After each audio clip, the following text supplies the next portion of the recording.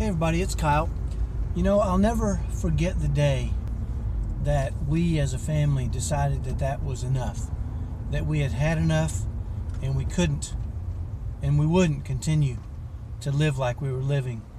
And it was a few years back, but I remember it was a Saturday morning and Eric had, the oldest of our two boys on the autism spectrum, had woke up that morning and somehow been set off into a meltdown.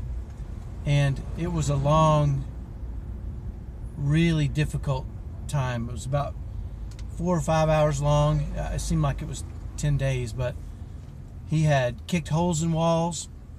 He had smashed his head through a glass window. And every time we thought he was coming out of it, he went back into it and was just furious. My two older sons, typical sons, were hiding in fear. And my wife and I were just at our wits' end because we did not know what we could do to fix the problem and to help him come out of his meltdown. And as sometimes it does, because it was so hard and so frustrating and so difficult, it ended up making my wife and I get into a really bad argument. You know, I think sometimes we want to have somebody to blame, and sometimes we blame those people that are the closest to us, and I think she and I were doing that and kind of fussing at each other for the way each other had managed the situation. And it caused this huge argument, the kind of argument where you start to imagine, I'm not going to live my life like this anymore. And you start to imagine escaping and all those things that, you know, you don't want to think about, but that's really where you end up getting to sometimes when it's so hard and so much stress and tension. And, you know, I've heard that having a child on the autism spectrum is similar to the stress felt by that of a combat soldier. And I've never been in combat, but you know what, I can imagine it couldn't be much worse than what we were experiencing that day. And the argument we were having just went on and on. And I'm not the kind to back down, and she usually is, but I think because it was so much stress and tension, we were just at each other's throats. And I remember walking outside to just kind of escape and cool off and thinking to myself, this isn't what I signed up for. I didn't sign up to have a family like this. When we got married, she and I committed to each other that we would work hard to have a happy family, and that's not what we were experiencing. And I remember walking outside and recalling a story my dad had told me when I was a kid playing sports. And he said, if you're at the end of a game and you're going to lose, it looks like you're losing, he said, don't go down without a fight. Give it everything you've got and tell yourself, I ain't going down like this.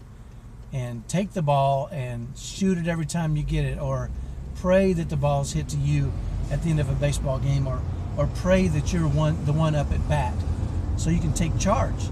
He said, you don't want to let life happen to you. That's not the way we do things. We take charge and we say, if it's going to get ruined, I'm not going down without a fight. And I remember thinking about that as I was walking outside,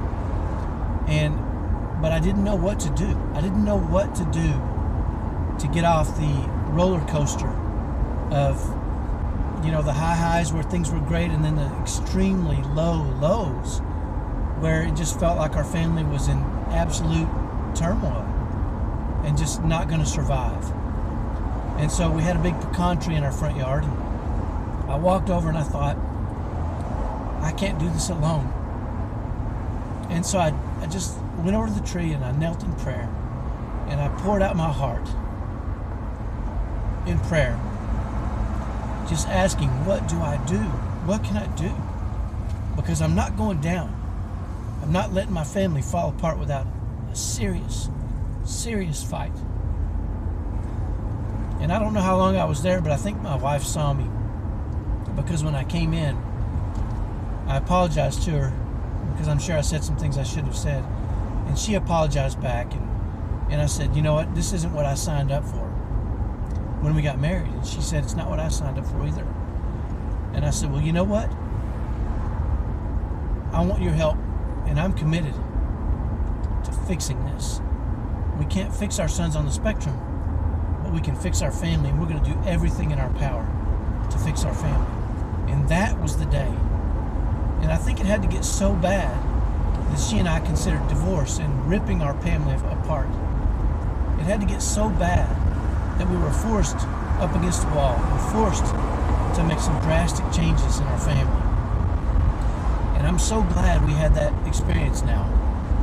And I'm glad that we made the change. There were no books, there were no guides that would help us understand how to thrive and live a happy life and remove the turmoil and tension from our homes. But we were committed that we were going to figure that out. And so that's what we did. So hopefully you understand the depth of pain that we as a family have been through, that forced us to make a decision to thrive as a family. So hopefully you understand, I understand how you feel.